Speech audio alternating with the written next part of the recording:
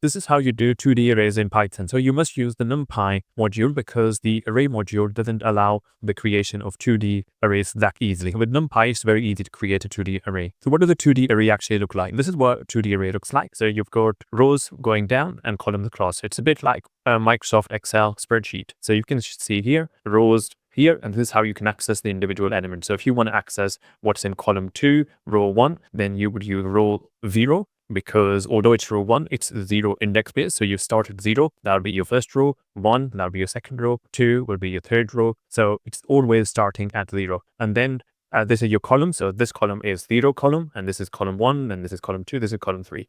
So how you do them in Python is pretty much the same. So here you've got the row 0, row 1, row 2. So you've got 3 rows in the actual, but remember it's always start at 0. So that's why you're counting 0, 1, 2. And then these are the columns going across. So you should see 1, 2, 3. But again, the index of them, if you access it starting from 0. So this is 0, this is 1, and this is 2. So if I run this code, and you can see what output will you get when you do this 0 and 1. Well, that will give you row 0. So there, this will be the first number is the row. So row number 0 is this one. And then column number indexed at 1. So this is index 1. So column number 1.